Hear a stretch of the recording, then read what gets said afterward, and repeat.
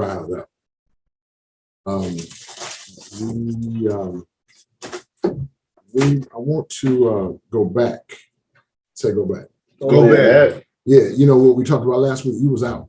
No, I was here. So you remember the lesson we talked about relationships? Yeah. Oh yeah. You're sitting there.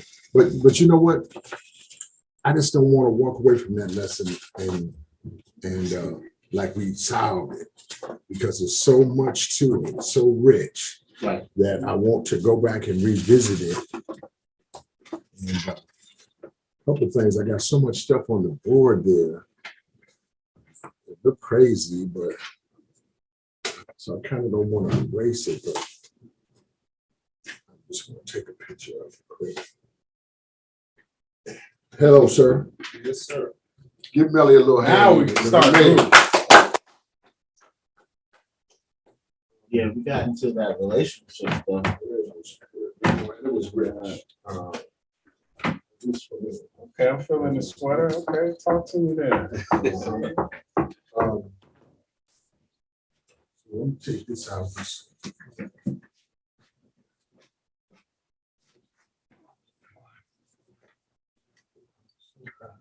I read you have a piece of chicken. Boy, you talking. I really got to chicken either. Yeah, I took a break on that bird, man. I'm so proud. Why? What's up? I can't live without it. Yeah, well, I used to tell myself that, like, about like alcohol and weed. I can't live without it. Yeah, that's what's up. Got to have it. Alcohol and weed. You were last set. Yeah, boy. That man speaks the truth.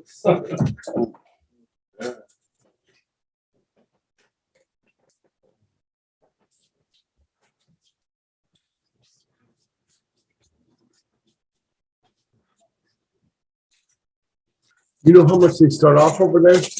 Did you hear? I totally forgot. I didn't even ask. I'm so excited to be there.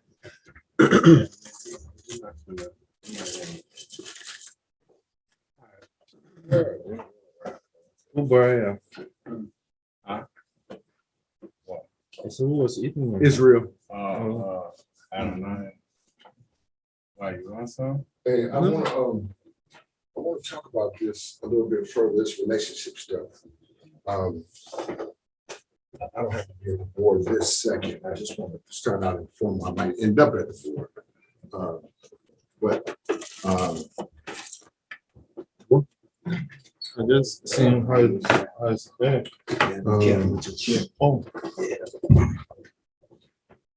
So somebody start with reading the Acts of Faith, and then because I think that might fall into what I think it will, and we'll come back and read it again. Thank you, sir. Go ahead. What you give, you get 10 times over. Mm-hmm. Randolph Wilkerson. Mm-hmm. We have been trained and conditioned to give gifts on specific occasions. Occasionally, we give gifts to those who have a special meaning to us. Mm-hmm. Unfortunately, this kind of giving is more for ourselves than for the person receiving the gift.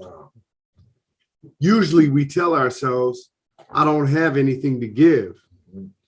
We have been miseducated about our gift giving.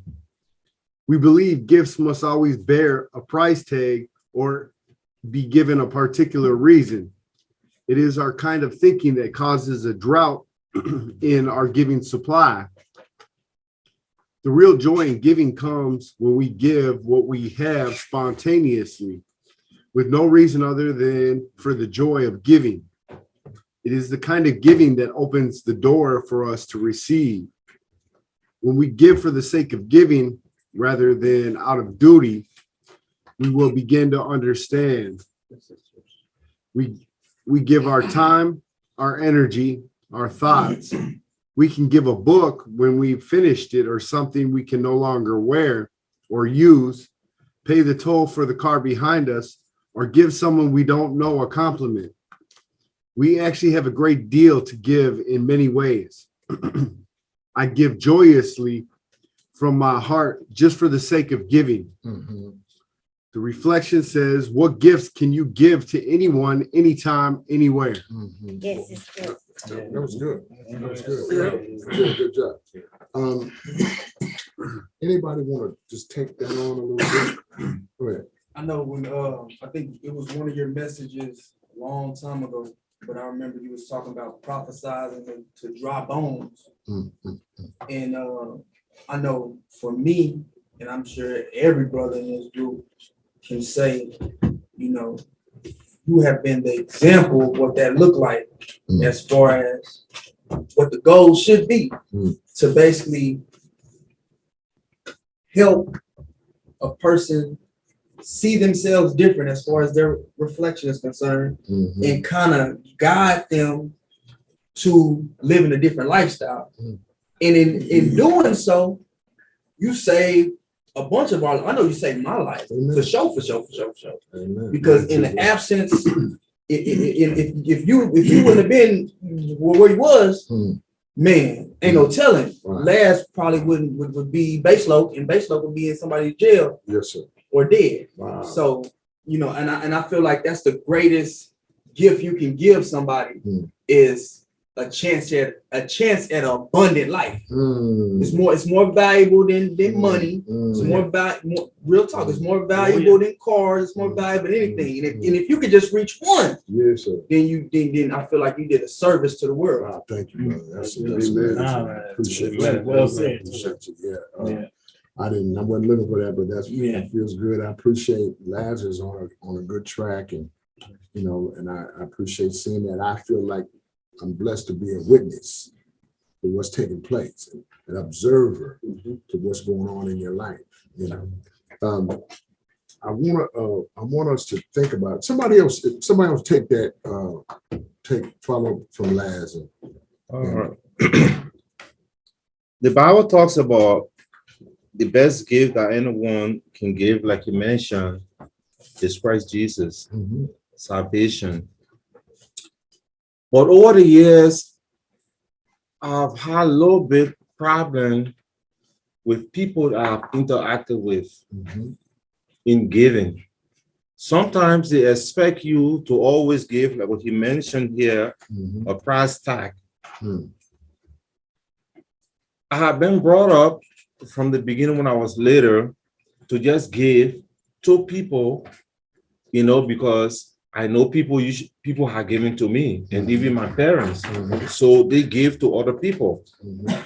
But as I grew up, I come to realize that some of the people that I interacted with, like girlfriends and other stuff like that, whenever you give them like a card, they expect you to put money in the card.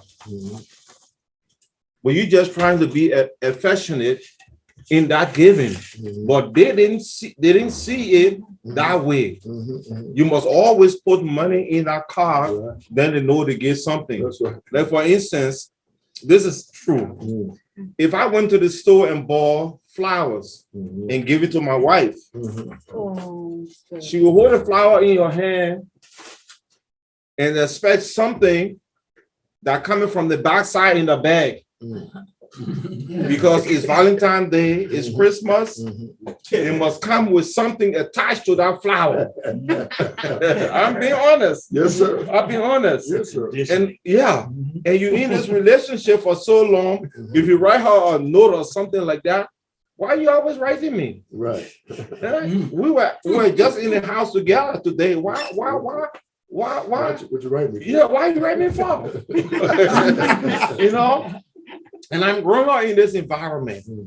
So sometimes when I sit back, I say, you know, maybe I need not do this stuff. But sometimes I try to do it, but then I find me beating up on myself. Hey, this is not you. Even if she doesn't want the car, so I'll be honest. I stopped giving her car, I started writing her. Flowers, I stopped doing that. Because she will never appreciate. It must come with $50 or $100 must be beside that car. Yeah. When they open that car, that's all they're looking for. They're not looking for what is written in the car, but what coming out of that car. That's what she want to see. Yeah, so I say, you know what?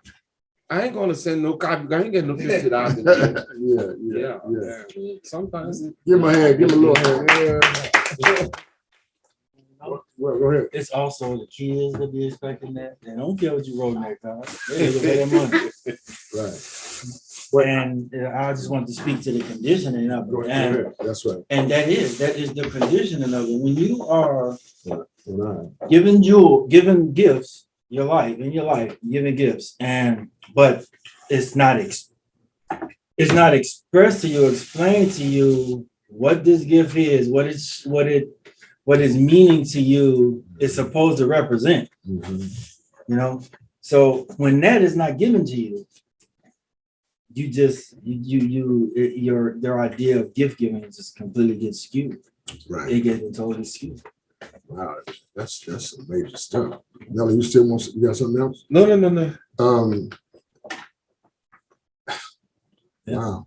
I appreciate what Nelly said, what he shared. And I think what Ananias is saying is important, the word conditioning. So we have trained our significant others and our children. We've trained them to expect this. We're the ones. When you had that money, you was giving it. You know what I mean? And so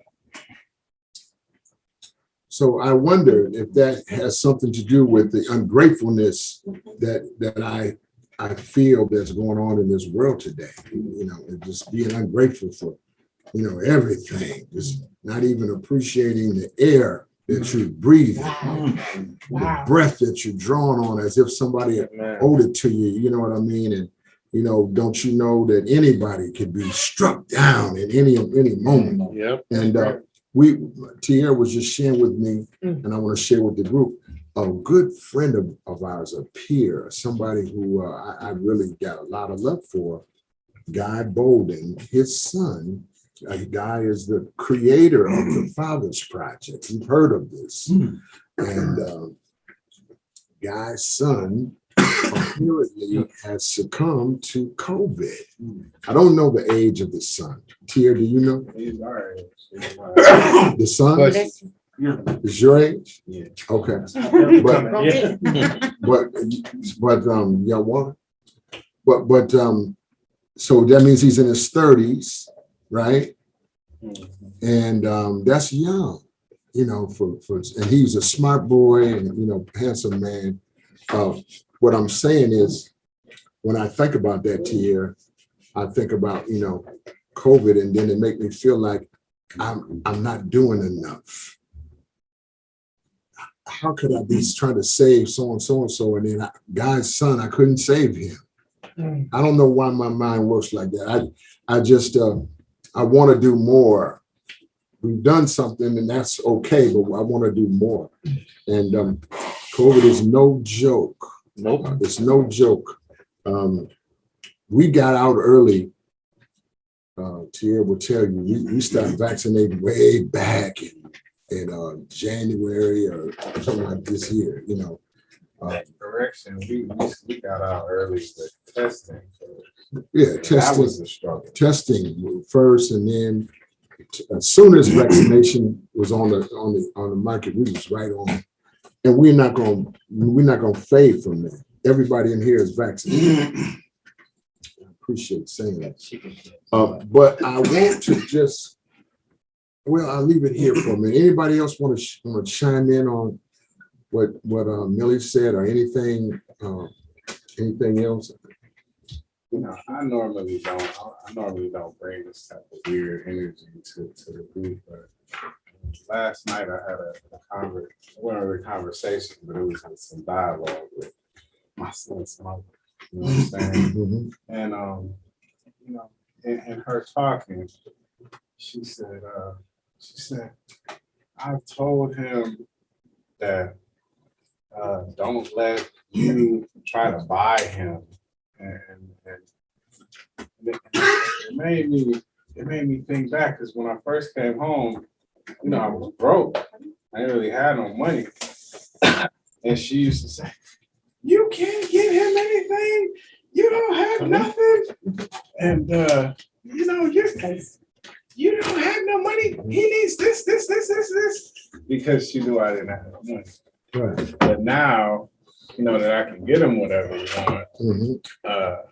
And now sometimes, like, when we'll be out and we'll do like normal father-son stuff, he won't appreciate it because he's been conditioned by his mother to think that I'm trying to buy him instead of just spending normal father-son time.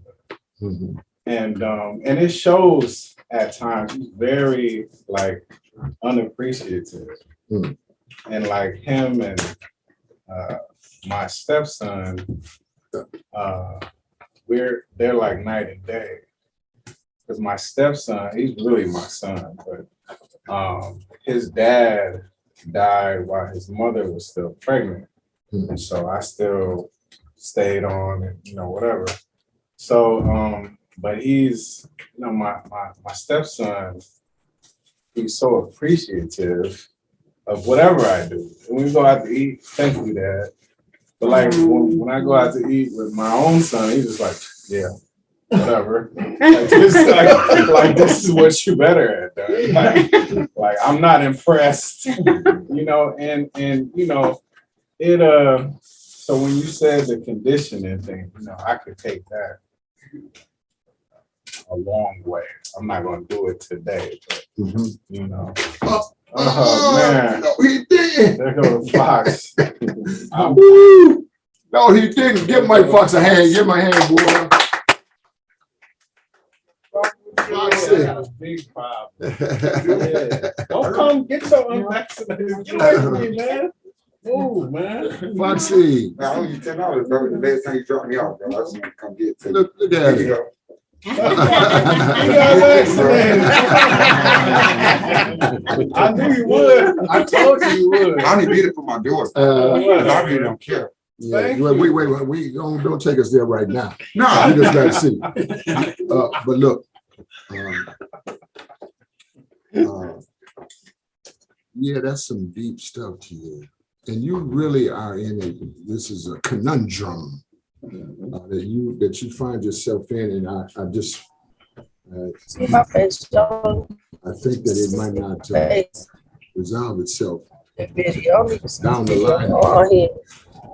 What happened to your radio? Hello, I'm trying to see if he's talking here. I just plugged it in. Maybe Lolita. can't hear nothing. I hear you calling me. So can we mute? Hey, you're on. Hey, sweetie. And so Wayne, can you put the that accent back I up? got my volume up. We're witnessing one of the worst I can't hear. movements of white supremacy, I believe, in general, which is defined by I thought it would've came in there, How can we mute her? but it's not because the radio is on. Put it on Bluetooth.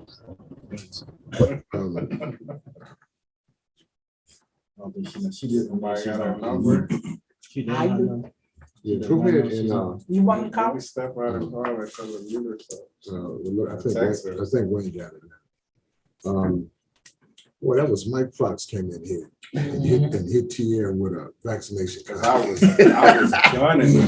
I was gunning him for not getting vaccinated. I told him he smelled like COVID. I told him, don't come near me until you get vaccinated. No, man, that's So great. he came and dropped it like it was hot. Amen. He sent me a Facebook message saying,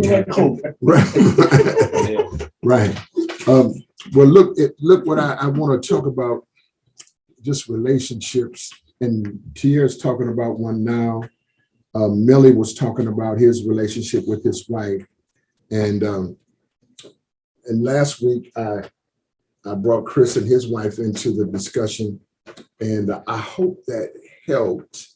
But I just want to talk about, for a minute, the language of love, the language of respect. I just want you to think about that word.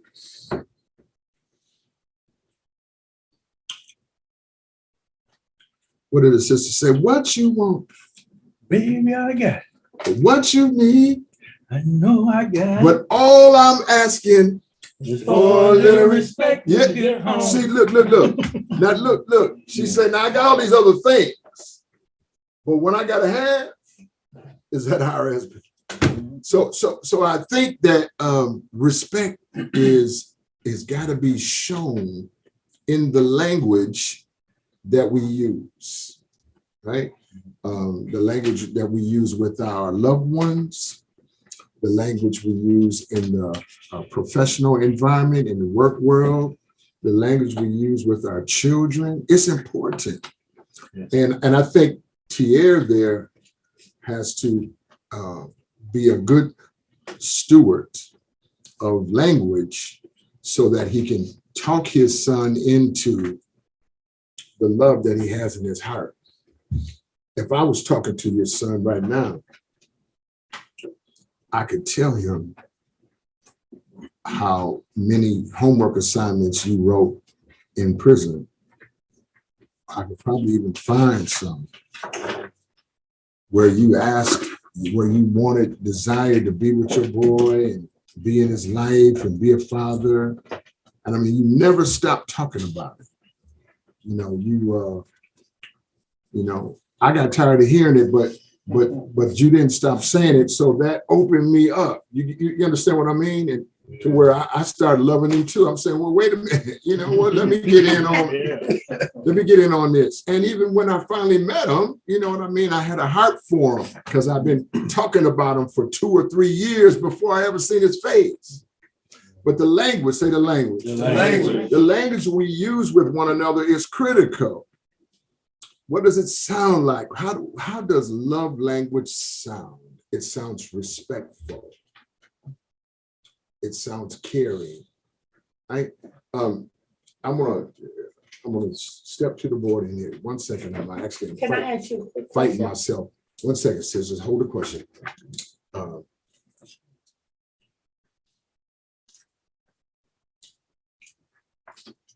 My wife, see, I've been married now, it'll be 19 years in December. Praise God.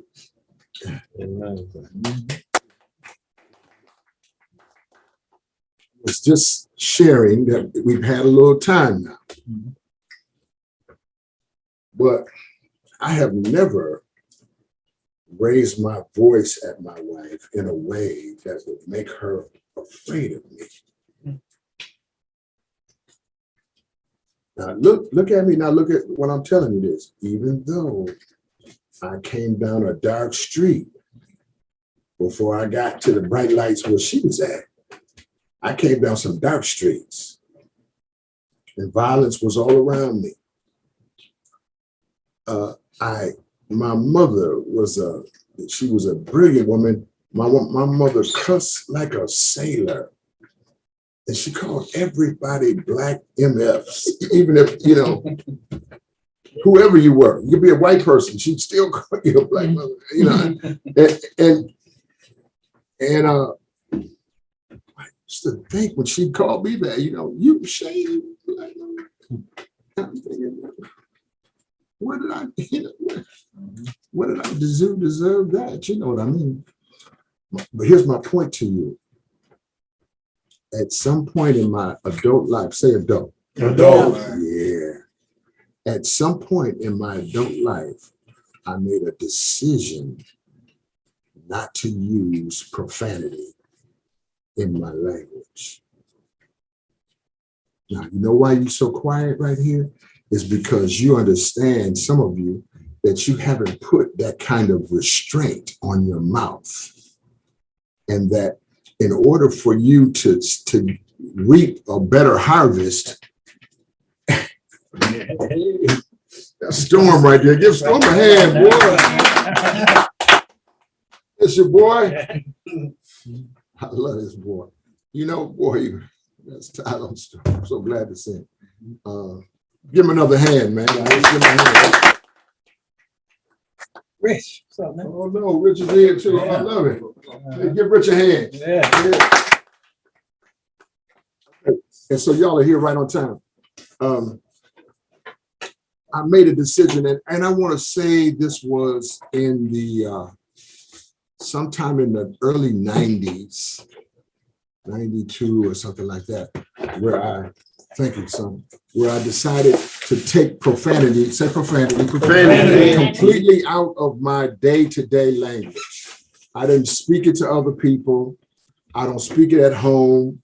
You know, I don't speak it to my children. These are my 5 younger children that, you know, I got 10 children, 5 with the other guy and 5 with this guy.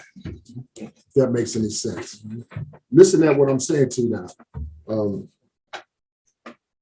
When I changed my language, it was intentional. Say intentional. That means on purpose.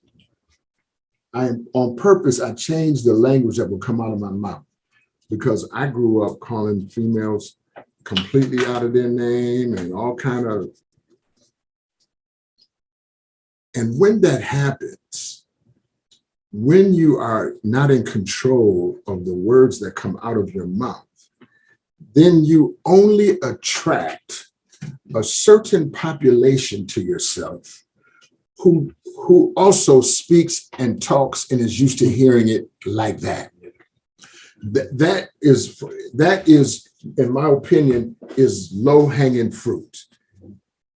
That's to who you see out of your eyes and who their eyes see back to you. You're low-hanging fruit, because you don't think nothing more about yourself than to make a presentation to the world that all that comes out of your mouth is slang and foul and profanity, and that's the best you can do. When I went into the prison, I'm just going to prove it to you. When I went into the prison, I wouldn't allow nobody to cuss in my class. I don't care who it was. And look, I get it right in your face and tell you, we don't do that here, because it's lazy speech. If you want to be lazy, that's all right, but you have to be lazy outside of this room. And it didn't take long for everybody in all the prisons to get on my page. It didn't take long. It just took a little structure. Say structure. Right. And so what am I saying to you?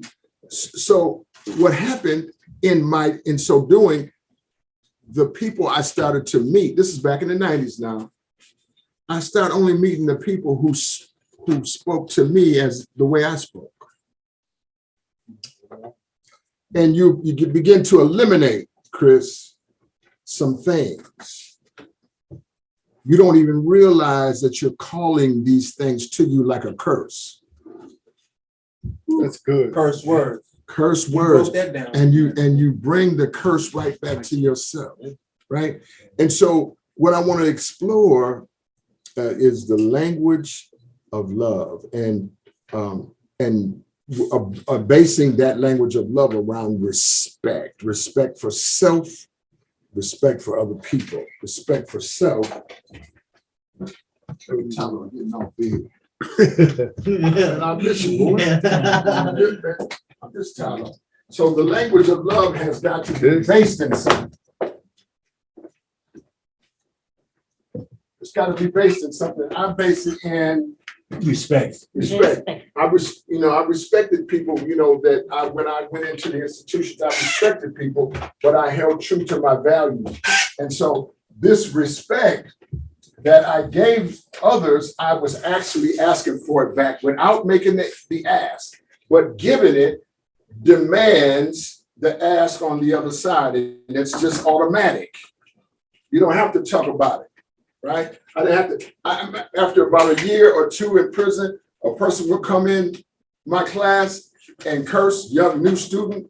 Everybody in the class would be telling him, "Hey, man, we don't do that in here." I don't have to say nothing, because the class had caught on to the respect. Right, and that sound, that word creates something. Let me just put that here.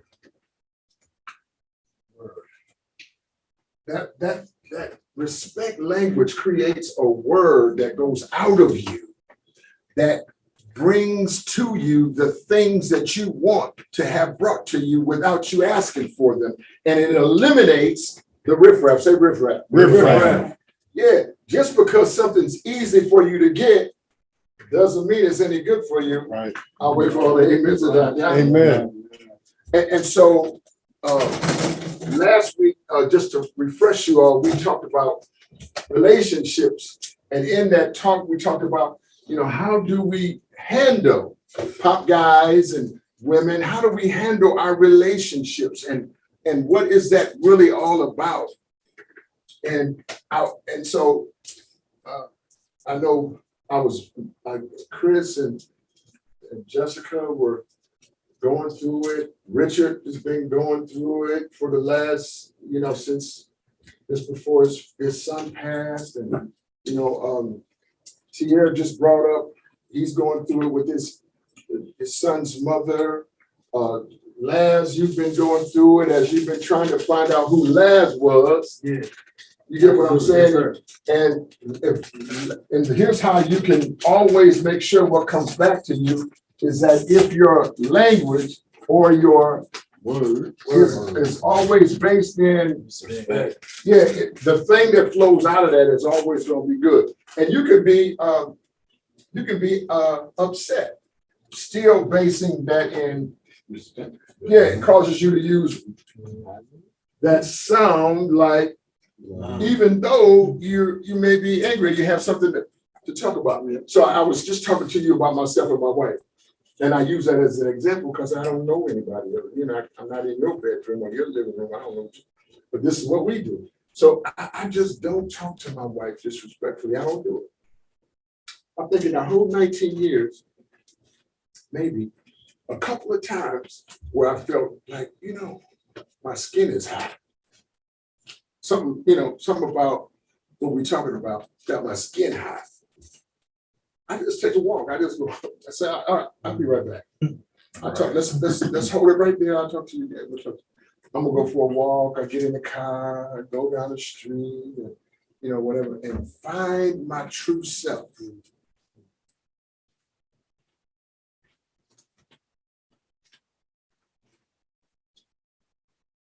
What I mean by finding my true self, because sometimes when you get warm, it'll bring out the actor, right? Yeah. The mask wearer, the gorilla. Ooh, in the suit. Ooh, and so it can come fast. It'll come real fast, and so you got to already feel. I feel like if I'm getting a little warm, right? I'm like, I need to excuse myself from this conversation and come back and hit it again. But over the many years, over the 19 years that we've been a couple, I've never cussed my wife out.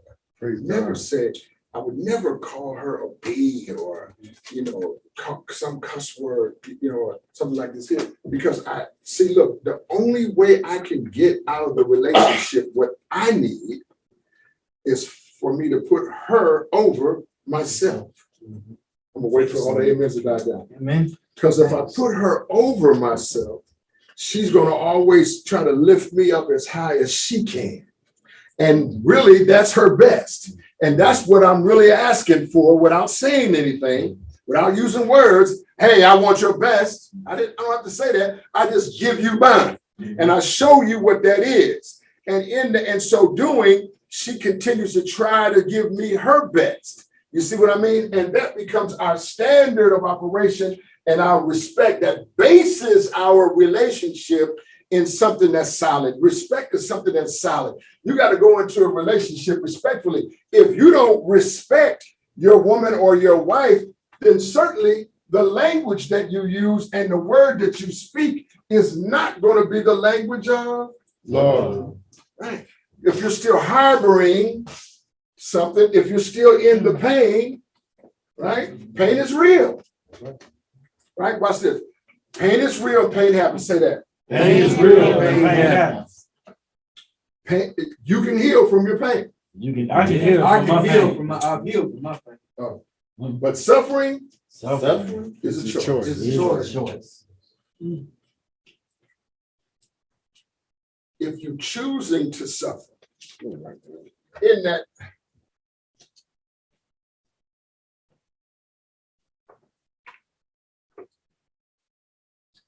if you choose to suffer, your woman is in trouble. If you can't come out of your pain. And some things have happened so painfully, you're shattered, broken in pieces.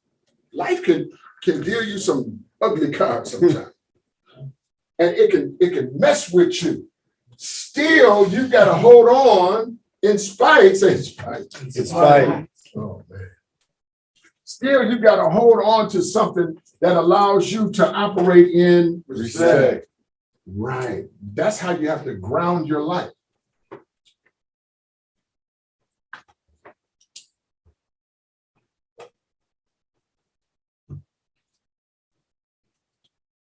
If you can ground your life in respect, let me give you another example that you'll understand. When I started going in prison, 17 years ago, something like that, the guards, they mostly hated me. I mean, I could just feel it, right? I came in there suited and booted on purpose. And my message to them was, no, everybody's not like what you think. And just because you believe who they are, don't think that your belief system is big enough to harness me. So I came in there defiant in that way. You understand? And that was intentional for them. The other part of it for y'all was to say, listen, look at who you could be. There's something else out here for you that allows you to come from another direction. My point of all of this is that I never, even though guards were said things, did certain things, I always carried myself and I always talked to them with respect. Now, I can talk to people hard and still be respectful. I know how to have a hard conversation that's value-based and still has respect in it. That's a skill. Yeah. But watch this. After they really saw they couldn't buffalo me, they took my badge, and one time I think they broke the windows out of my truck, all of that.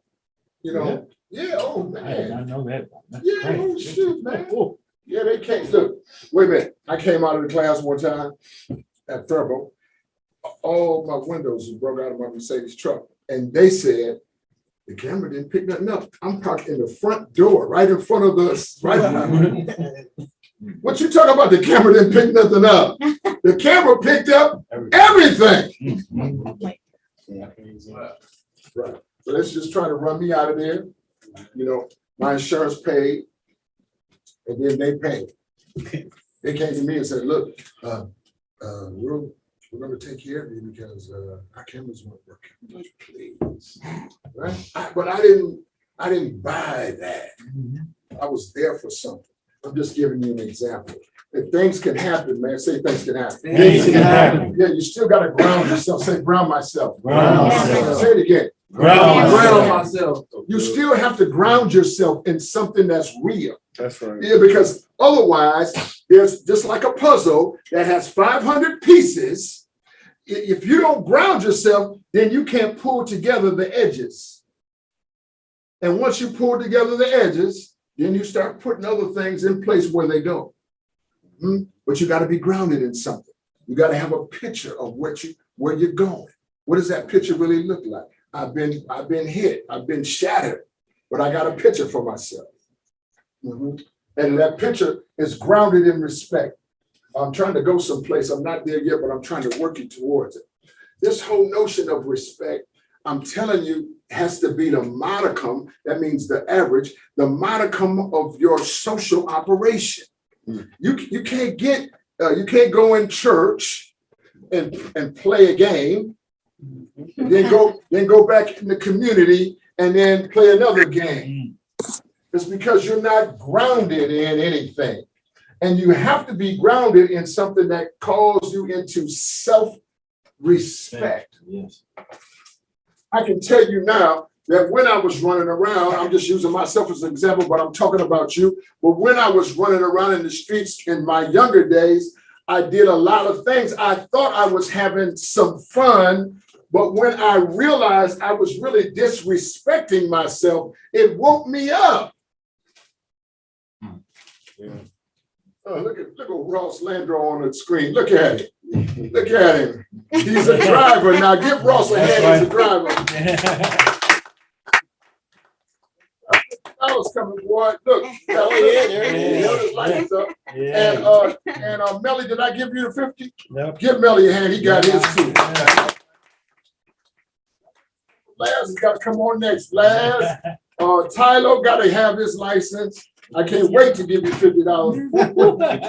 Talk to Tierra about what you need to do, Tyler, because you've been here long enough now to get your license. And then you can do 2 or 3 things. You don't have to just wait around for somebody. Yeah, I said, that's my son Tyler Storm right there. Look at it. Yeah, boy, I'm so glad to see that, boy. Anyway, I want to go into this part right here. This whole notion of respect and the language. Say the language. The language. I'm really talking about language meaning words. What are the words you use to show respect for yourself, to show respect for your partner, your relationship? You can be angry, but still not use disrespectful or defecating language. You can be confused, but still not use the words of defecation, slander, blaming. Say blaming. Blaming. I'll get some notes. Let's see those little notes right there under that yellow sheet.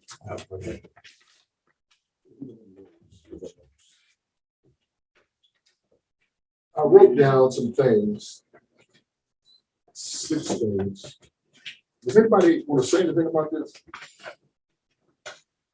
Just bring me back to, what you're always saying about in the beginning was the word was God, and the word became flesh.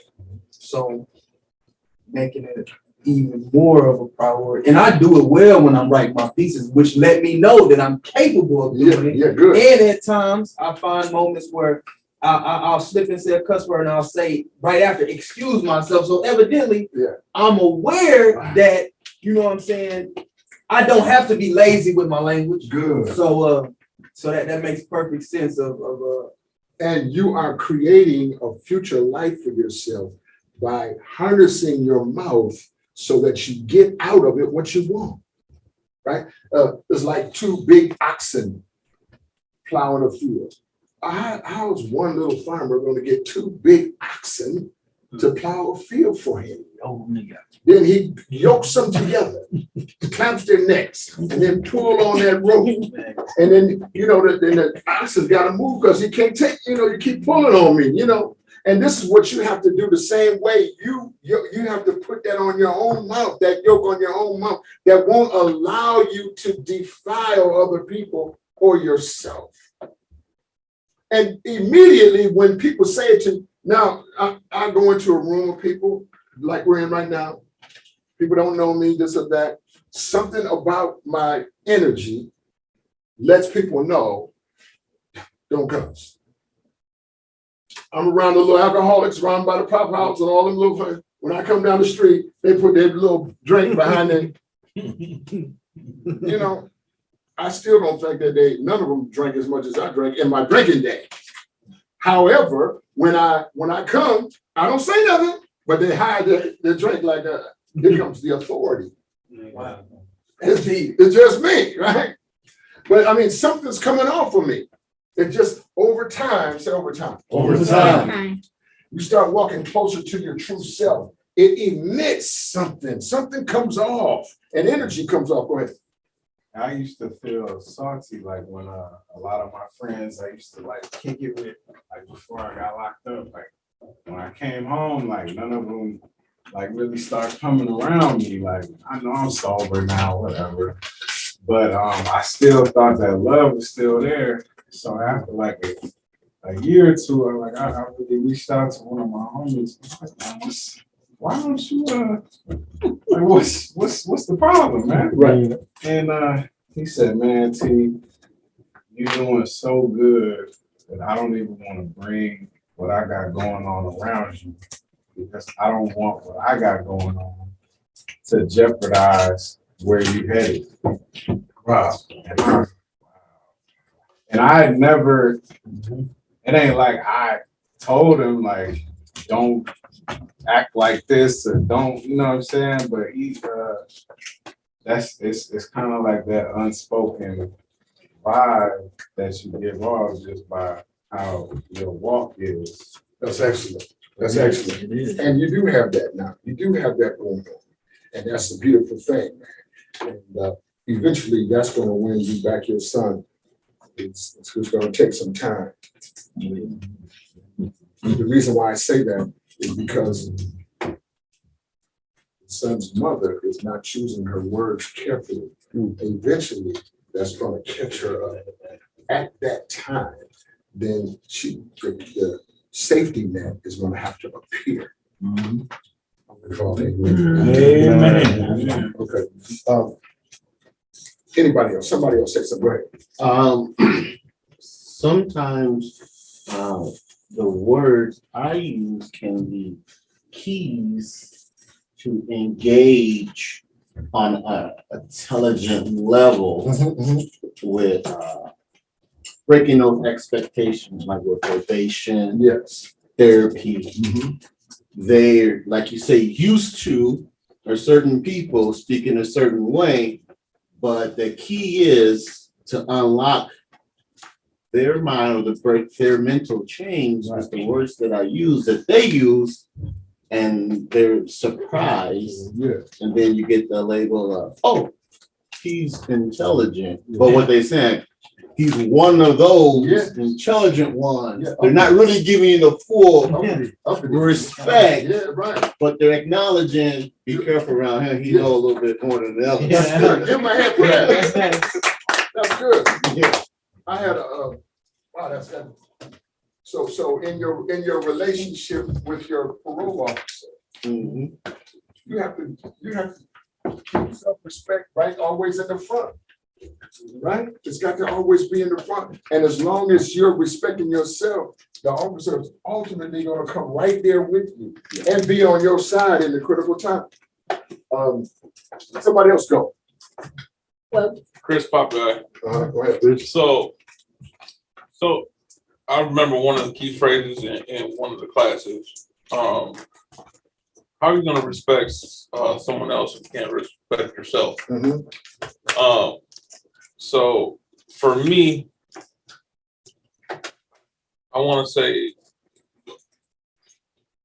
I think I lost my respect for myself in a way that it caused me late. to. Give TP a hand. He's so late. Though, it caused me to take it out on someone else, right, or disrespect someone else, Chris, which was Jessica. Right. So it's been a lot better since last week, with the whole respect and using my words correctly, yes, and respectful in a way where things have been more peaceful. Good. Good. And I think that I'm more happy right now than Praise I God. have. Give him a hand. Give him a hand. But one other thing, Yes, sir, is that Esau and you just pointed out that the whole being on paper or parole or ISR, you can be respectful. I can be. I can be respectful, and the other person could be a whole different ballgame. Sure. Because I've been down there, I've had a PO that I was respectful all the time, but he was just the total opposite on the other end. Sure, sure. But when I got transferred to my former PO, it was a smooth sailing. I got off ISR, and now I'm completely off of paper altogether. Yeah. So Some on that.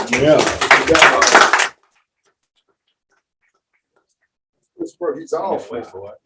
See, but Chris, fools are going to present themselves, and they present themselves in a variety of packages and shapes. And the person that you're describing is just foolish. and he or she got a mask on, and this is the acting role they play. And so they play that acting role with everybody, and they believe somehow that this is my strategy for managing them.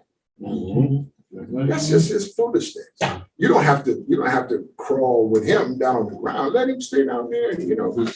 But you have to just carry yourself with self-respect. And there's a way for you to talk to POs when they're disrespectful to you. To say, man, I just want you to know, I don't appreciate it. I don't really care for that. And I just want you to know. You get it? And you just, you're just trying to let them know, you're trying to educate them about who you are. I want us to have a good relationship, and I'm going to do everything I can to make that work. But I need that from you too, man. That's right. You know what I mean? This is straight relationship, straight talk. And these are things that are valued. I want to go to Chris said something so important. I got a few things that I've written down about how to know when you're out of bounds in your relationship, either you or your partner. One of them is when your needs are met at your or her expense. And I should put his there just because that's the world we live in. But when you are totally getting your needs met at the expense of the other person, your relationship is not a respectful one. And I don't want you to be, I don't want you to fool yourself. Yeah. And men, sometimes we can be, especially when we're in our younger days, we think that we're handsome, we're we hitting it, we doing all these things. And so we think that that's all it is. I got it going on. I know, and so I'm gonna do it like I want to do it. And I was just being foolish. Yeah. Just being childish, right? And ultimately, when the person gets tired of being treated that way, that thing that they bring you back will be 10 times what you brought. Yeah. And you used to tell me, whatever you bring a woman, she'll compound it by 10 and give it back to you. If you bring her sex or love, she'll bring you a child. If you bring her groceries, she's gonna bring you a meal.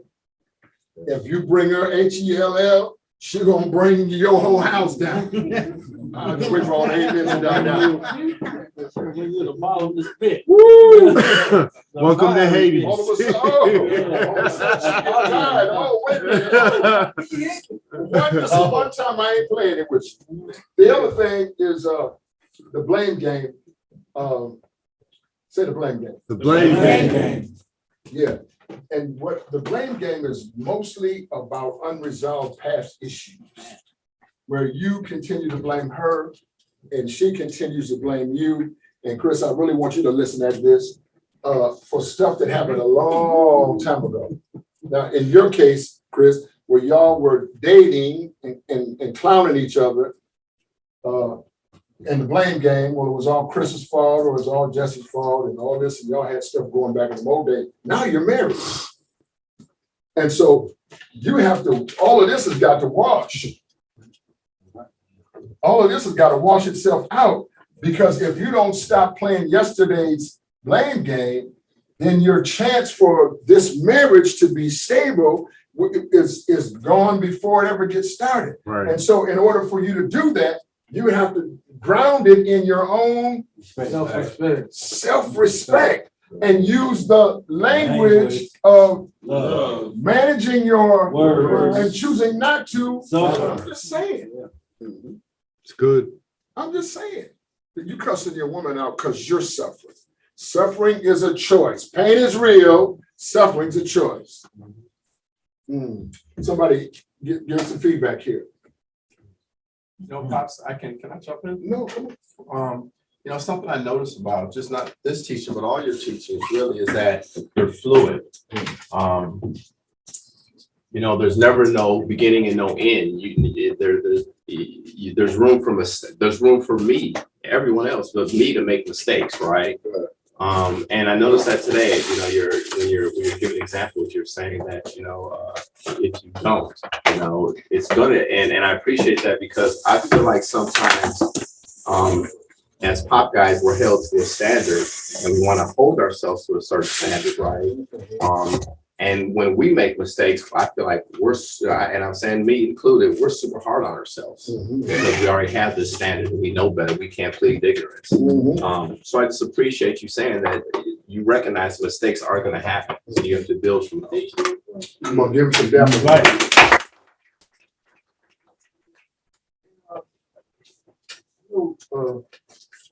When I first married my wife, I was working still in Henry County. Right? So my wife, she had her book, but wasn't really out there yet.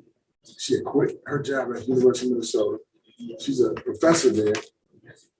And so she told me, look right here. Look what I'm saying to you. My wife said, honey, I'm quitting my job. I'm gonna get this book. I'm taking this book.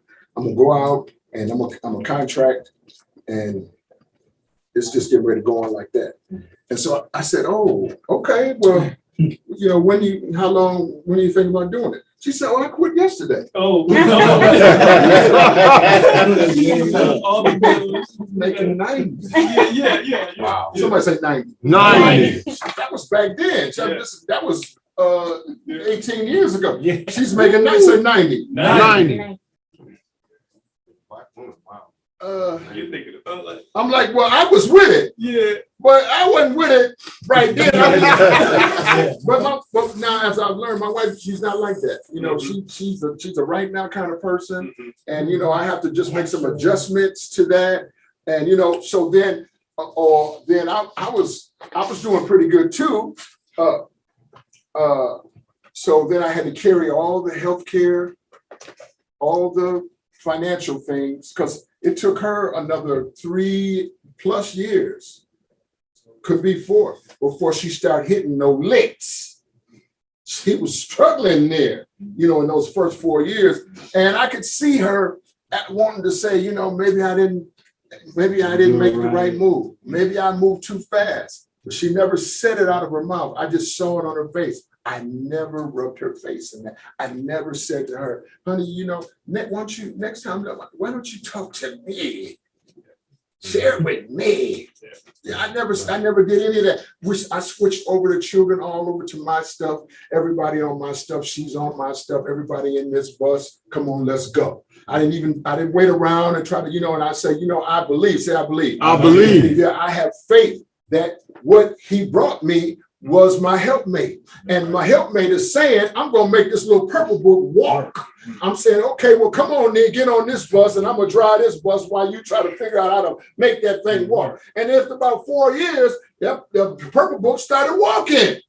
I was like, woo! Hallelujah. Woo! Wait a minute. And people started calling, for that book, like calling me, they writing us on, she got an email also, it's got Facebook, all this stuff set up, whatever. Somebody ordered the book in China. Somebody ordered the book in Africa. Somebody ordered the book in Switzerland. Somebody's ordered the book, the little purple book. Now, we have printed over 100,000 purple books. Wow. Oh, that's amazing. Yeah. Every now and then, I go back and read it again, just to juice myself up, because there's so much truth in it. And it's so plainly written that you could jet past it looking for a deep meaning, and you missed how deep the meaning really was. Right. This is her hypothesis, is that there's only 4 kinds of people in life that you're ever going to meet. First, you have to figure out which one of them are you. And when you figure that one out, you have to decide, what am I going to do with myself? I call it the good life. How are you going to get to the good life? Now, if the good life here is the proposition and you're a subtractor or a divider, you're not going to get there like that. It's just clear, right? And so I want you to look at this in this blame game stuff. Sometimes, Richard, sometimes, man, bad things can happen to good people, but you have to figure out a way to be self-respecting and respecting of other people, and talk yourself and your significant other back to a healthy space. That could be together or separate. It don't, whichever one of those is on y'all, but you don't have to leave it all messed up like we used to do. Breaking every relationship, no room to go back. You done tore up, broke some hearts, cuss some people out. They don't want to see you no more. They're still mad at you. And some stuff you did in 97. I'll wait for all the amen. Okay. So- Go ahead. Okay, so,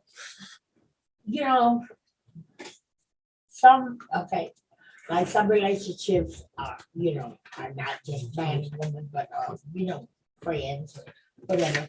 And it's in the person knows that they're supposed to love this person because they're your relative, but you still hold on to old stuff way back. But you just know, the proper thing that you want to do is to love them because they are in your life one way or another. But then things come out, and it's just like that. That's how they are. That's how they act. Well, I did. That's very harsh words, but you keep on hanging on because they're your relative, or they're your woman, or they're your mother or father or brother or sister, because you're supposed to love them. But sometimes the old stuff you can't get rid of. But you still try. You still Right. And so are you still trying? You're still trying. Okay. And so this doesn't just apply to male and female. This is any relationship. I was telling y'all last week about my relationship with LaShane, my namesake. LaShane is 37. Isn't that 2 years age or 30? He's 38. Chuck, you're 31. Rich, how old are you now? 44. 44. 40. 40. 31. 31. 35. Chris 38, 35. 38, right? 35.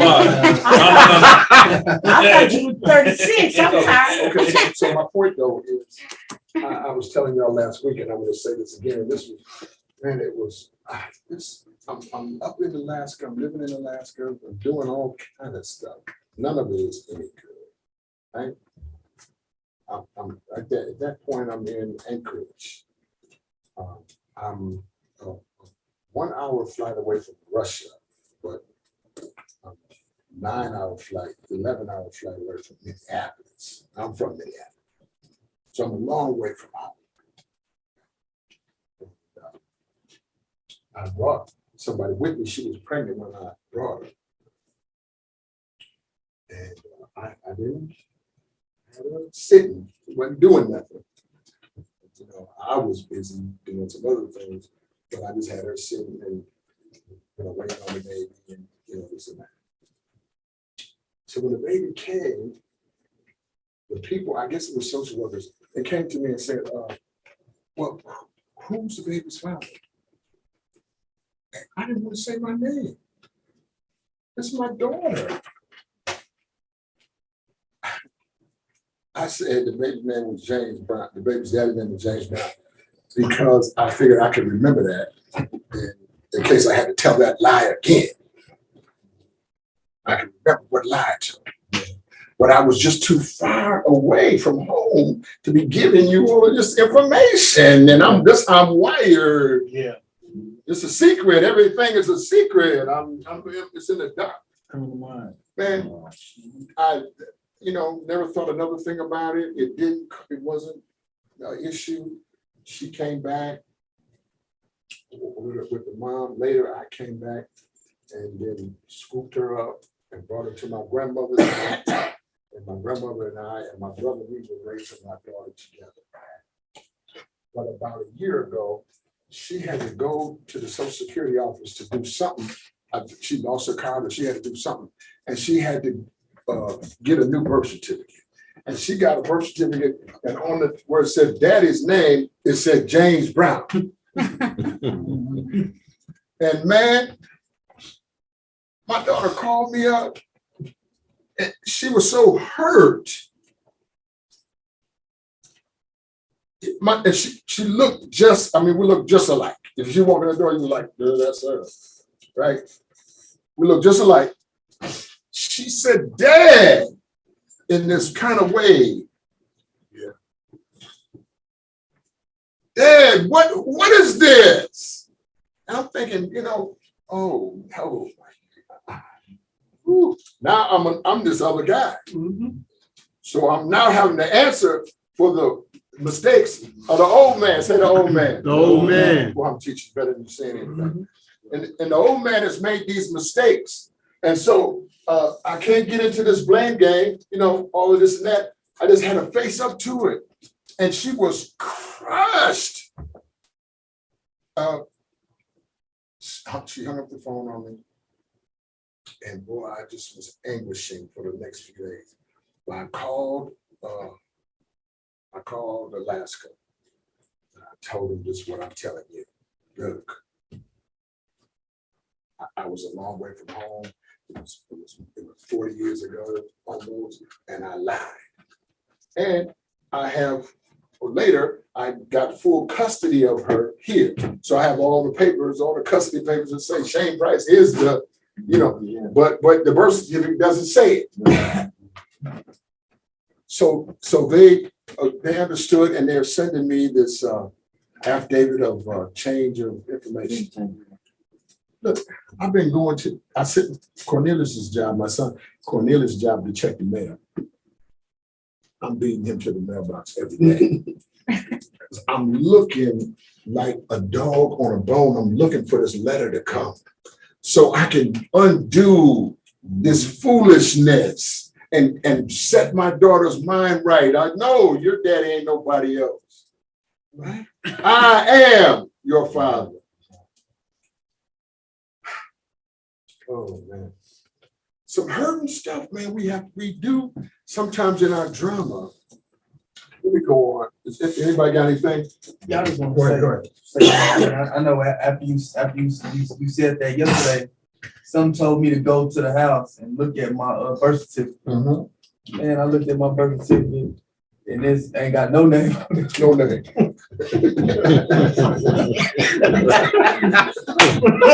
Yeah, that boy didn't say nothing. Hey, so at least you put something. I put something on. Hey, so if we talking about that, I have to say that. Oh no. My son, Yeah. I was at the hospital with him when he was born. Matter of fact, I was the one who drove her to the hospital and everything. Now we sitting in the hospital all of this time. And when it was time to sign the birth certificate, the nurse comes to me and says, "Well, we don't have any more of those forms right now. Excuse me. So you're gonna have to come back later and do it." I never came back later. Right.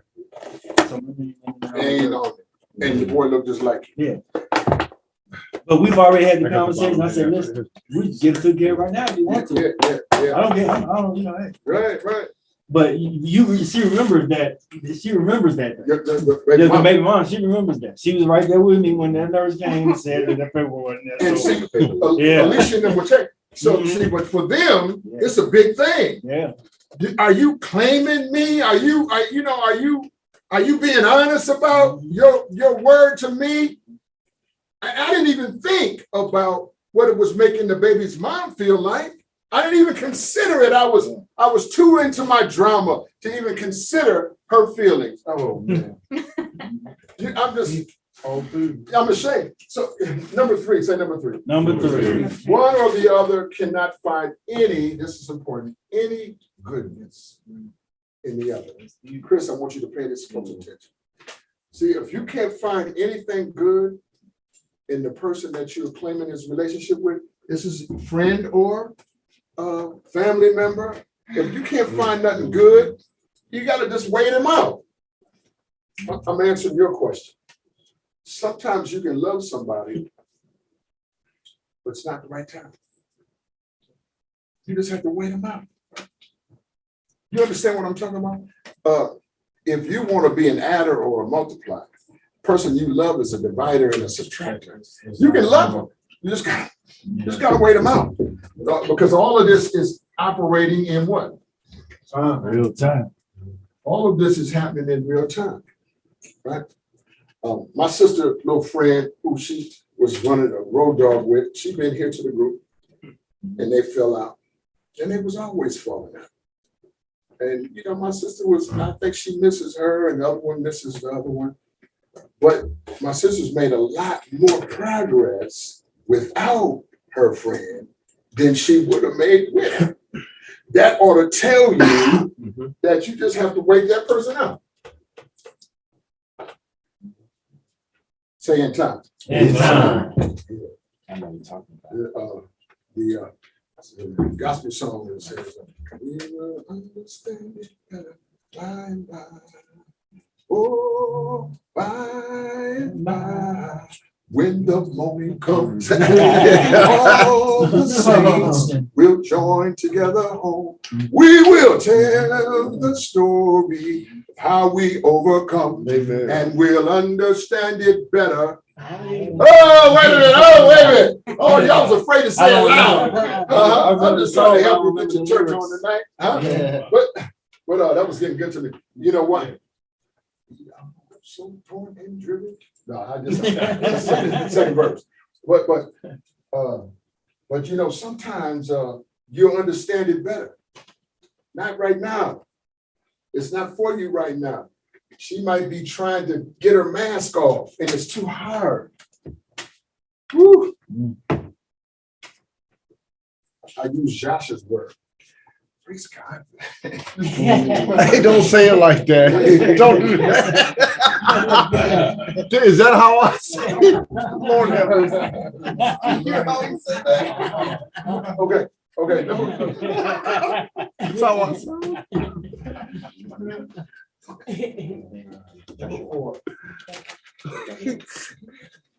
Your partner or friend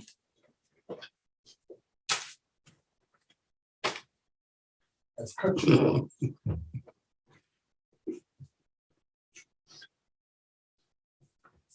In your family.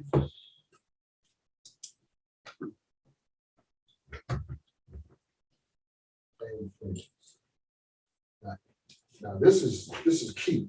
If sometimes you get in a relationship, Chris, and that relationship will cut you off from your family or your friends. That's not healthy. It's not healthy when you cut yourself off. Unless your family and friends are so messed up that it's the best thing for you to be doing. But sometimes you're giving somebody who's trying to control you. And they don't want you over there by your mom and them or their cousin and them who they don't tell you the truth about what's being done to you. And this can go male, female, or whatever. It could be a loving relationship or a family relationship. Some people, just want to cut you off from stuff. They want you to themselves. They're suspicious every time you leave out the door and you stay gone for any length of time. I tell some of my sons, your woman was a better woman to you when you were locked up because she knew exactly what time he was going to call.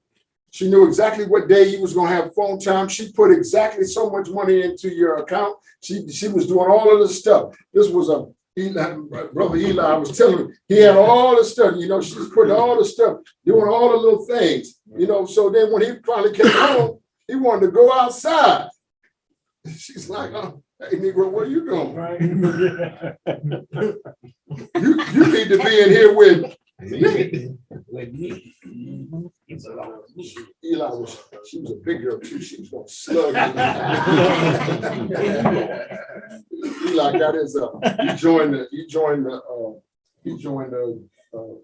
U.S. Women Fitness and whatever got worked out so he could defend himself. Then he went downtown and became a bouncer.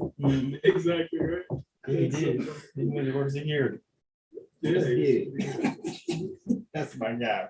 The last one I want to say is you or your partner is unwilling to change. Say I'm willing. Unwilling. Willing to change.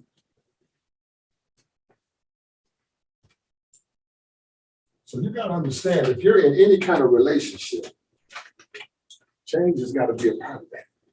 You're gonna have to adopt something for it to work. It's not always gonna be your way, right? I have one of my daughters is my 19-year-old daughter. She's a volleyball player. So last year she didn't play. They didn't play her. Just a tough experience. She was in Ohio, University of Dayton, and just a terrible experience for her. So she changed from that. She transferred from that school to Bethune-Cookman, HBCU. That's a traditional Black historical college in Florida. Man, they got that girl training like she's an NFL player. She's training, and now she's playing. She's on the field, on the court, I should say, and she's loving it.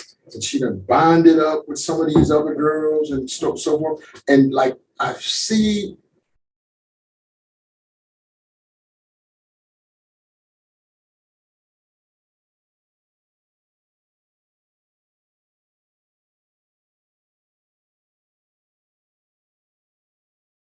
But now while she's down there, somehow this nurturing she's getting down there is causing the real her to come alive.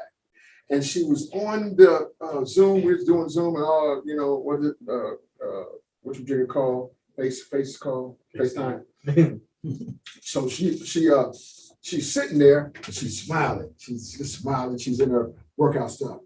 Man, Kato's arms was like this, caught up. I say you looking pretty strong there to your dad. And she laughed this big, bright, beautiful smile. And I was thinking, this is what I've been waiting 19 years to see. This smile right here. It's not her mama's or mine, it's hers. And that was so beautiful for her. She had to go through some stuff, and we had to go through some things as a family. She had to decide who was she going to be. She's never heard a cuss word in her house. Never seen her parents fuss each other out. Never witnessed any of that. Right? Still, she got to grow up. Look at this. I'm trying to help you watch it. Still, she got to grow up and deal with the world. That's right. The world can be ugly. And when you don't know who you want to be in the world, she starts pretending to be this one or that one or this one, but not the ones that we were, represent. I don't know if you understand what I'm saying, but that was painful. Helping your child grow up is painful. Growing up yourself is painful. But you got to give yourself room and you got to give yourself a chance and set a high standard of Self-respect. That's what Riri said. If you want some stuff, you want to go shopping, I got it. If you need something, I got it. But all I'm asking you for is respect. That's a little respect. This is what I'm needing from you. I'm needing you to give Jessica respect. Even if she's fussing you out, respect her. Take it. Say, Jess, I'll tell you what, I'm gonna walk around the block. I'll be right back. Pick it up. Go ahead. I agree with that. Now, I think one thing for me was that I had to learn was respecting, even if I felt disrespected, respecting somebody in the midst of perceived disrespect. Yeah, right. And that's it's hard. It kind of relates back metaphorically to like being in the joint and like being confronted with a situation, but not really wanting to trick yourself off, or like, how do I deal with like not fighting this person on one end, but then not feeling like a punk on the other end. And I'm just being honest, or maybe it's just me, you know what I'm saying? But No, you ain't no punk. yeah, I don't feel like one either. but nah, it's an art to even like with my wife, like I have to like really I have to catch myself sometimes. What I love about us is that the respect is always here, and we can disagree, and you know and I love having disagreements, but there's no like chastising, there's no tearing down, and the disagreement never really turns to disrespect. It's disagreeing, yeah, and sometimes I can see her, she'll revert back to how she used to handle things in her past relationship because she was attacked. Right. Whenever there was an argument, she was attacked. And so she attacked. And then like sometimes, and then even with me in my past relationships, I never cared about I never sought understanding. It was only, you gonna understand me. Right. Because in my mind, I used to love to argue because I always thought I was right. You know what I'm saying? You know? So yeah, let's argue anytime. 4 o'clock in the morning, let's do it. Right. But now, and that's why it's so deep for us for me to seek understanding first. And I always say that because I really like learned how much by understanding her, I gained so much more, and I know how to handle her with delicacy versus my last relationship. I think back, and I still got love for my ex. She's a wonderful woman. We just weren't wonderful for each other. Right. And but I just say to myself, I have to catch myself sometimes like, Pierre, this is how you handle your ex. Right. And you know that was wrong. Right. And so, and it's these little I don't want to like little warning things where like just I do things subconsciously without even thinking about it because that's how I've always done it. But with this, I can't bring that into this. Right. And so Man. yeah, Give him some love right there.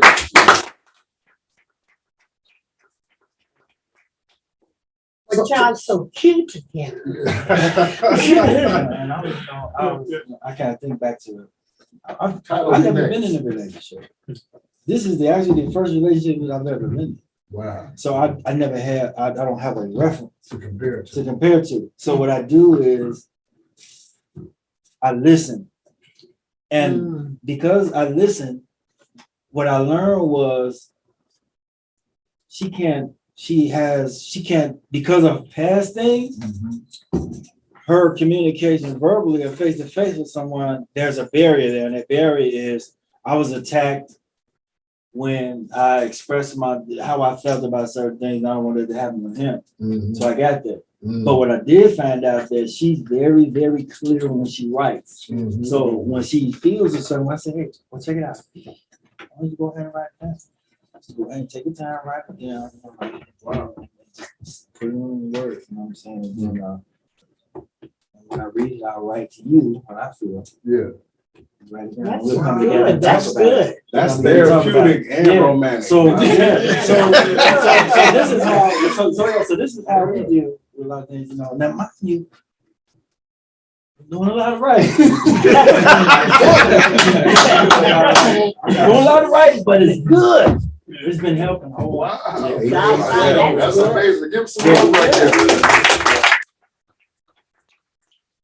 Well, and first of all, I just want to chime in there because I appreciate you admitting that this is your first real relationship. Yeah, that's very first. You guys have both been through a lot. So, you know, the respect thing is important, self-respect is important. If that's the path that works for you, then follow that. See that. And like Gutierrez said, it's very beautiful. And I have never heard that before. So that's really beautiful. I want to hear from Tyler because Kylo been gone from us for I don't know how long. I don't know what he's been chasing. Did you find- did It's you been find him? feeding. It's been feeding. I know that's right. What's up, buddy? Good. I've just been busy with school. School, You know, school, work, trying to balance things out, figuring out life in America and back home. There's a lot of things. I only got 1 more year left in school, and I might be going back or continue studying. So I'm in that phase where I have to decide what I'm going to do. Might be going back into South Africa? Yeah. Probably in a year's time.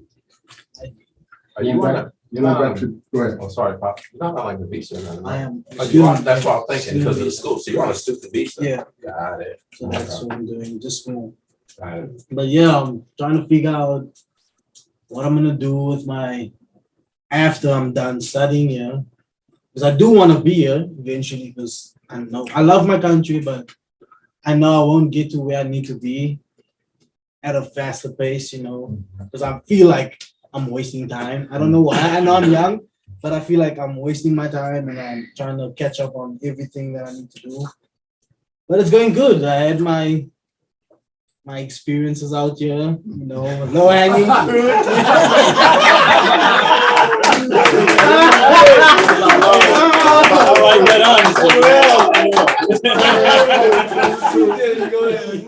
Yeah, I had a couple of them, like, you know, seen the culture, seen how it is, and back to finding my true self, like self-respect. That's just how I am, like, even, okay, speaking about going to a relationship, I'm always the type of person that I'm gonna put you on a pedestal. I'm gonna, you know, because that's how I was raised and what I've seen in my family. I grew up around females, so the respect has always been there. And I feel like the group, obviously, and talking to Tia and the guys, you know, I've learned a lot, because what you guys said wasn't, you know, wasn't false. I had to see it for myself. And yeah, it's just, I stick to myself. I'm not gonna, you know, below myself or set standards to someone else. No, I'm gonna be me, and someone will, you know, who's attracted to me will like me for me. That's right. Right. Give man, give us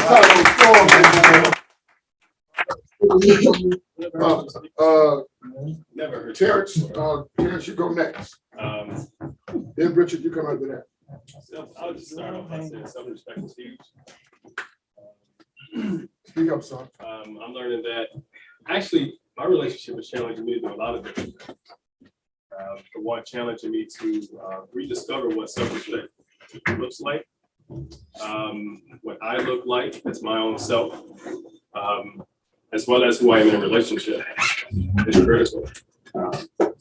You know, you say you love a person, but when I'm learning that it's a different situation when you are in close quarters with a person on a consistent basis. You know, you get to know yourself a little bit better. You get to know another person on a deeper level. It's beautiful. It's beautiful. Patience and growth, all this stuff happens there. My love is really beautiful. She also allows herself to be honest and stripped down to her core. And so it's back and forth. We see each other. That's a beautiful thing. And that starts from communication. That's how we started off. And I think that's where we're going to end off for the rest of our days. Hopefully, God willing. All right. Give some love on that one. You guys have called off the wedding for right now, but the wedding gets postponed. Yes, there isn't a date in sight. However, we will update everyone else when we are. We're waiting on the word from her parents, and once that word comes through, we'll continue. But we are still looking forward to buying our house here, coming in the next week or two. Wow. Praise God. Yeah, we're still looking forward, so we're not going to allow anything to straight up. We still have our momentum. We're pushing forward. Yeah. Give me a hand for that, man. Just real quick, it's different. You know, dating is one thing. You know, where you see each other when you want to. When you live with someone, you're always right there. And then you start to realize you're really new to this. And I need to discover how am I supposed to conduct myself in this type of environment where I watch you go back to the bathroom, or, things that I never saw that before, you know what I mean? Because I'm just dating you. But now here I'm up here trying to marry you, and you get, to experience all of it. And really, that's a beautiful canvas that you're painting, a bigger, beautiful, much more beautiful picture of life and love and what it all has to offer. You know what I mean? And if you can see it like that, like a big canvas where you were just painting in that little box. It was booty call. That's my son right there. But now, look, now you paint with a broad brush, and you're really trying to create something beautiful, right? I'll say to you that after 19 years of marriage, that I love my wife a lot more than when we married, because what I learned about her is that she really is exactly who she presents herself to be outside. And I don't ever want to do anything intentionally to take the truth out of my wife's mouth. You understand? Yeah. And so I honor that, right? And the things that we're experiencing now, Terrence, are so amazing. I don't know if we all have been to our house, and we love our home, and if we never got another place, it's still a nice place. But we might move on from there. You know what I mean? And keep that and rent it, or do I don't know, but that's what we did with the other properties. So the scripture says, well, I will give you houses that you haven't built and land that didn't belong to you. And I will set you apart. And man, here we own 4 houses. You know what I'm saying? And thinking, how did I, in the 19 years now, look. Focus. Yes. And what you said is very powerful. And we just stayed true to this, stayed true to, loving each other, working together, trying to honor each other in self-respect. And I didn't start out to be some like a property guy, but why not me? Why not? Yeah, you know what I'm saying? And so them people over there, now you see them building all them apartments over there by the Prop 2. Somebody is calling me up every day, asking to buy them 2 houses. They want to buy that church, and they want to buy my house, them 2 houses, because they want to keep, now it's moving, whatever this is moving, yes, sir, it's moving down the street. So they want to pay, they offered me $300,000 for Prop 1, right? That would make me about at least $150,000. Like, you know what? Then where would my guys stay? So I can't do that. Right? It's not even an issue. I said, oh, man, quit calling me. But in some way I say that, but another way I feel like, wow, how did I get here? Right? I wasn't intended for this, but many of the plans of a man's heart, it says, but it's the Lord's purpose that will prevail. Amen. And now I'm under that prevailing purpose. I ain't trying to go to preaching on you. I'm just trying to give you a foundation for what is guiding us. And I'm no different than you. I'm the worst of all of you. And still, he raised me up. Anyway, Rich, I want you to go. Hey, everybody, I'm Rich. Hey, I think this thing with self-respect is phenomenal, and it's right on time for me. Because Because for a while I've been looking for my mom, right? I've been taking care of my mom for years. Then I, come back and tell my mom's gone. And mom pulls you disappearing after this a little different this time because she's not answering, she's not responding. So I love y'all. So I got a little stuck beside myself and I was completely livid. Because as her caregiver, family, some of my family knew where she was at, didn't want to say anything. Right. Some of that enabling behavior. So this self-respect thing is really important because I had to check my behavior, right? I had to think about how I dealt with stuff in the relationships that I risked ruining to find my mother. That's right. Right. That's right. Because you can't ring a bell. So this is on point for me, and I'm so glad I made it here tonight. I apologize. I've been here. I'm inconsistent. I'm really thinking about not really moving to Vegas, but being in Vegas a lot more. I'm 2 weeks from now, I may buy some stuff out there. So I apologize. Not even in this state a lot anymore. Wow. But this was serious for me because this is one of the things I need to solidify in my life so I can figure out how I want to move on. I can't go to another state with my mother out here. So I found my mom and she was staying at the Sheraton Hotel. Thank God she has great taste, right? I mean, I love my mother. There's some other hotels. You know what I mean? There are some other hotels, and I started with them. That's what I was in my mind. I'm thinking, Oh my God. where's my mother at? Right. So like I said, I'm so appreciative of this lesson today because I needed to hear this, because I'm going through it right now, having to negotiate this relationship with a parent who's once an adult and twice a child, but still physically looking like an adult, but trying to navigate helping that parent who's it's tough. Yeah. It's tough. Right. So I need to hear this because if nothing else, I got to retain respect for myself, but also my mother, through this process. Because it's so easy when you're dealing with your parents, you become the parent and start making those demands and talking to them like a child almost. But that I've learned over the years now dealing with my mother that doesn't work. Yeah. That doesn't work. Yeah. So yeah, Pops, I'm just so appreciative of this lesson. I thank you so much for being here this, because when I leave here, and I do have to leave here soon, it's actually my uncle's birthday today. I know Stan the man, the one who passed. I mean, the city came out from my uncle and we're getting together tonight because every year on his birthday, me and all my cousins get together. Wow. So I'm gonna have to leave here soon, but I mean, it's just so on point being here tonight.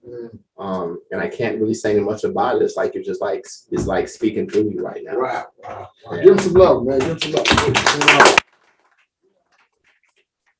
Talk a lot more about about your planning to move and all of this, and we got to spend some time, Richard. Yes, sir. And I was missing it, man, so I'm so glad to see your face. Yeah, I'm sorry. I love being here. Yeah, I needed that. And, I know me and Tia said, man, I know you're good. I know you're smart enough to be good, but I'm still wanting to know that you wrestled with all of the pain and putting that all in its place so you could still shine. And not only that, and be gracious about it. I appreciate that. And side note, I'm actually going out of town Thursday because we are going to a grief retreat. I mean, Pop's talked about me losing my son. That's been devastating. It sucks when professionally your life is phenomenal, but personally, it sucks. You know what I mean? So yeah, we are going to grief retreat because I have to figure out some ways to deal with these range emotions I have to live into every day. Yes. Give him love. Yeah. I just want to say, man, I'm proud of you for taking this initiative, though. Just understanding what it is, you recognize it, and you're taking the initiative. Because some people just unpack their bags there, and you're not that type, man. So I just want to say I'm proud of you, man. You want to holler, just call me. Yeah, that's good. That's good. Yeah. I was gonna say, man, I second that. I don't think anybody can understand completely, what I'm saying, what that feels like or looks like. And a lot of people, man, probably would have used that as an excuse, what I'm saying, to backslide. You have excelled and you've always stayed tapped in, even though you missed groups, but you know, you still, you know where your foundation is. Right. And that's important, man. So I just commend you for not cracking up, because me myself, I probably would have cracked up. Yeah. I think the truth of the matter is, for what you would want for your son, I know your son will want you to be who you are right now, Yes. in this moment. Yes, sir. That's so good. And what I shared with him that I feel is that Richard is not through parenting. His time is going to come to parent again. And, you know, he's going to be able to bring a brother or a sister into the world to that child, and be able to provide what's necessary. But going down the road is sometimes a hard road. You know, tonight, Tia and I mentioned this when we first started. Tia and I found out that Guy Bolden, I know. he lost his son, 31 or 30 something, COVID. So, and I started out by saying, it makes me feel like I haven't done enough. And we've worked hard here to get everybody vaccinated, right? And I haven't had anybody come in and say that we got vaccinated, come and say that they tested positive. And so right now we're working on that booster stuff and all of that. We're in that mix. We haven't discontinued our relationship with the medical profession. We're in that mix. And so even there's now a pill coming forward from Merrick, that's its own kind of protection. So we're trying to learn more about that and everything like this here. So I say all that just to say, we all hurt with you. But as Tia indicated, it was you who had to experience that. And it's you who has to rise up like the phoenix out of those ashes and shine for yourself and for your son. Dear God, let's give our step closer. Yeah, let me know. I got a brother-in-law, that he's a good guy. And I have a church pastor who's also a businessman. His name is Randall Cunningham. He used to play for the Vikings. He was a quarterback for No, Randall, not the Randall. Absolutely. Yeah, okay, you saying it like he ain't okay. Look, he started playing that kind of role. Randall is Pastor Cunningham. He's a track coach. His daughter participated in the Olympics. She came in 7th place. She trained K-Tall for a summer. Helped K-Tall to become what she is. But his church is a good church, and there's a lot of contacts and connections that you can make inside of that church. Yeah. So we talk some more. There's some more pieces. I'm gonna stop on this for tonight. Can I say the one thing to Richard? Go ahead. What time is it, John? 7:40. So one thing I wanted to say is, back in 2016, I lost my firstborn son. Yeah, that's right. So I know the emotional swing, waking up every morning, I know how tough it is. I know how to express myself in a healthy manner. And I wanted to say, it's very painful, especially to lose my child, your own flesh and blood. Yes, sir. And for having another child, being another parent, it is so amazing to give your love, your attention, especially my attention to my son Ezra. Just showing him the love, the attention, and everything is so grateful. Especially having the tragedy of losing a child of your own. And I just want to say, that I'm so proud of you for making it through it. Wow. From one person that's already been through it to another one. Oh, that's I love you. That's beautiful.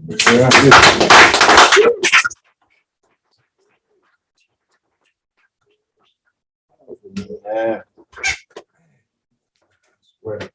Well, Nelly, what you got?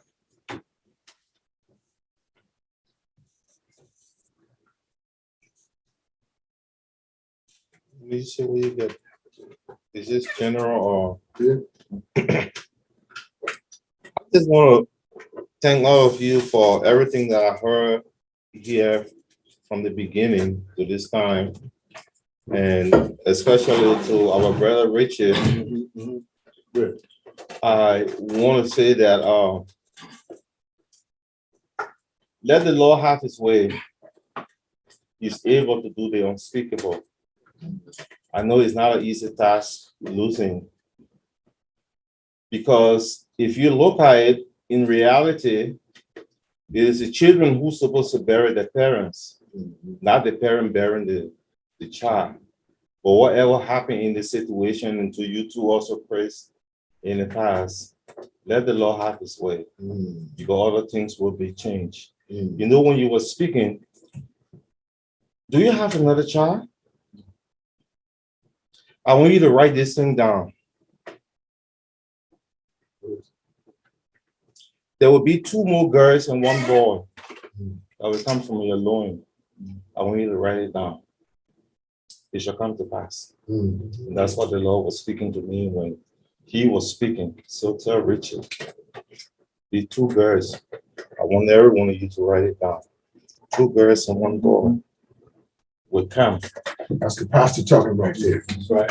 In Yeah. Jesus' name. Let's just let's receive that. Right now. Let's receive it. There will be a girl that will come in your midst. I love y'all now. Boy, that boy went on with prophecy, didn't he? Right? Yeah. Go ahead. Take it too. There's a girl. I don't care what they say, what the doctor say, or who say. There will be a girl that will come in a little bit, and very soon it will come up. Wow. In Jesus' name. In Jesus' name. Be blessed. Give Millie some love right there. That's what you got. Praise God. Yeah, praise God. That's it. I'm gonna say praise God. Oh.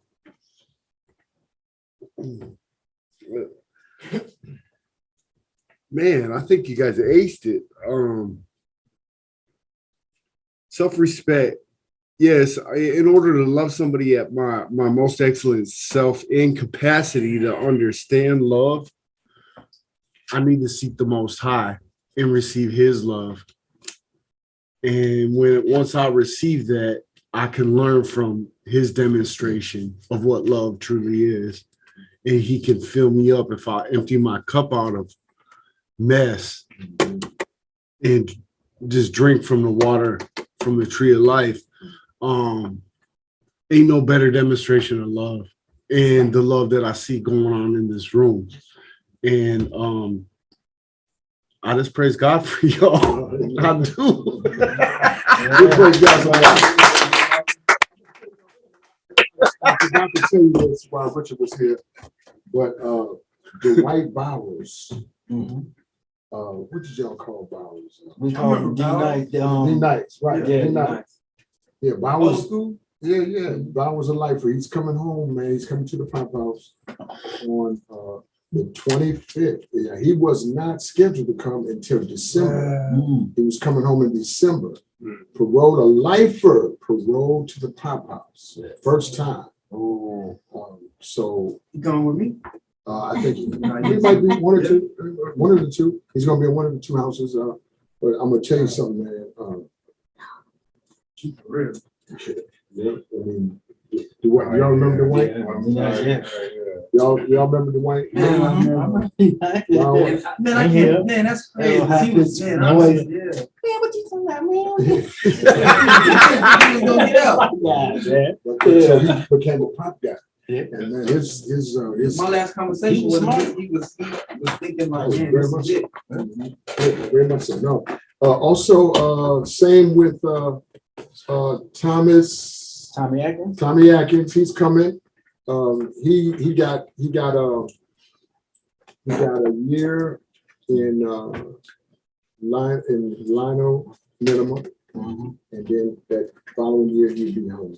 Oh, so you need to see Michael. And also Otha. You go? Otha. Otha, Yeah. He's gone on to Lino regular, but the next stop for him will be Lino minimum. So some of our lifer, these are our lifer guys who've been going a long time. Ross, he sleep. Look at Ross. No, Ross, did you hear what I say? Bowers is coming home. And also Tommy Atkins Jr. In December. That's him. No, that's I'm talking about senior. That's junior. I meant senior. Tommy Atkins Senior. That's the son. They both locked up. I had them both in my class at the same time. Yeah, that ain't the first time. I had the Native American community. I had the grandfather, the son, and the grandson all in the class at the same time, and they were all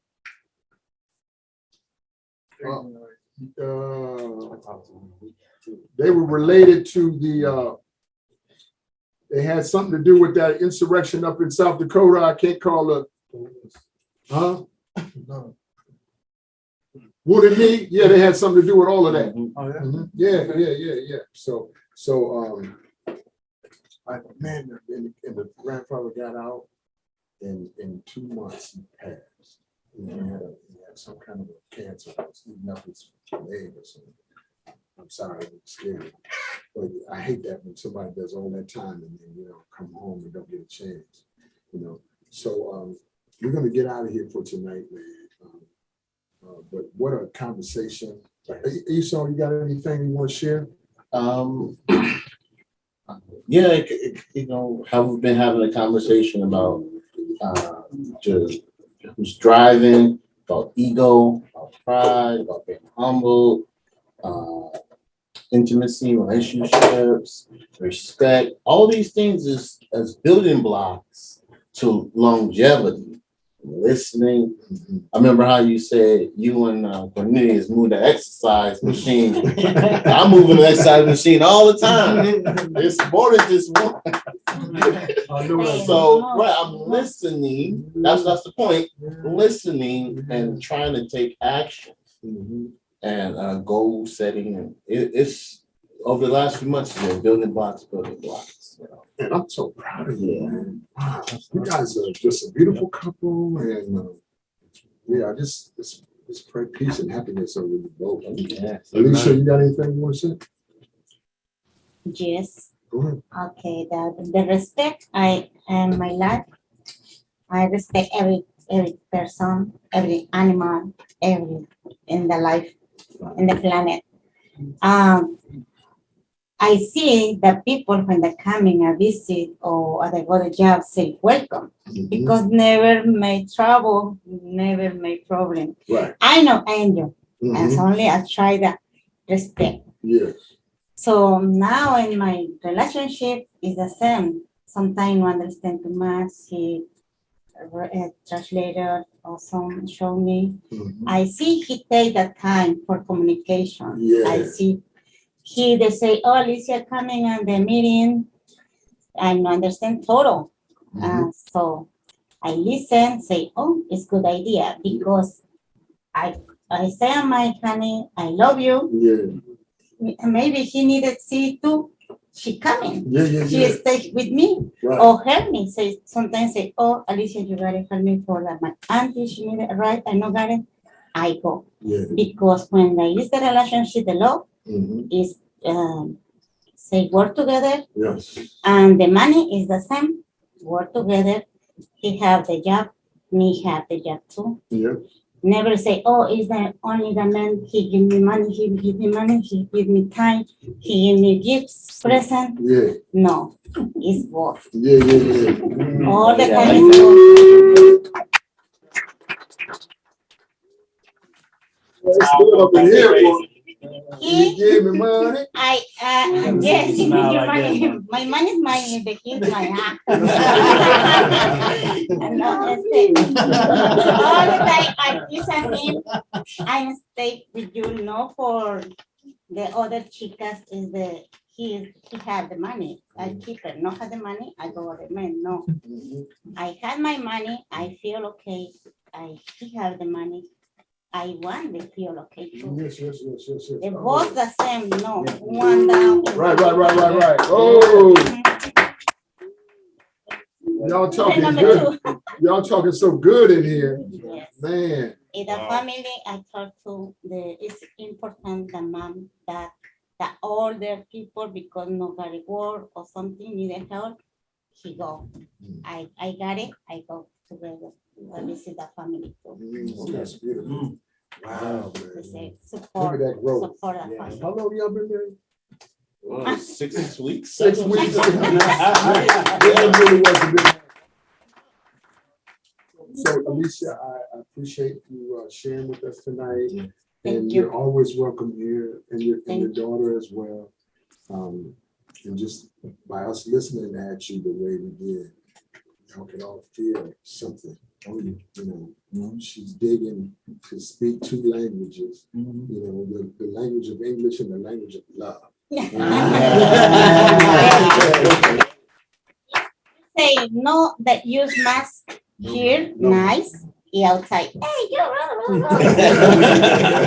I see other girls is the husband or boyfriend no respect. Right. Say why you no respect? You thinking the same? You have son, other the girlfriend no respect at your son. Right. You are okay. You feel okay. Right. Now is your boyfriend or your husband, you need the respect too, because it's human. No es trash. That's wisdom. Yes. That's wisdom. Yes. Yeah.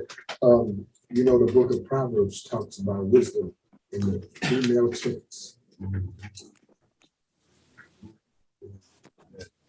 A whole movie about that. Yeah, it was worth it. We got to get out of here. Let's pledge out. I will balance my family values. With my goals. I will exercise wisdom. What I choose to eat. Read and do. I will strive to make all relationships. Win-win. And no deal. I will under every circumstance. Maintain a positive attitude. I will enjoy my life. With a sense of humor. While taking advantage of opportunities. Learning from my misfortune. I will act upon circumstances. Rather than have them act upon me. I will on a daily basis. Be proactive with my goals. I will always protect my wisdom. My health. And my happiness. Wow. Just think about what you just said. We're gonna do it again. I will always protect my God-given wisdom. My health. And my happiness. And the happiness of others. I will stay principle-centered. Respectful. And maintain a positive circle of influence. I will daily learn. I will commit. And I will do the job. I'm a bad man. Or woman. I will act according to the POP Leadership Institute. Be productive in my community. And my private life. Right now, you gotta hug somebody and then get on out of here. I got 2 hands.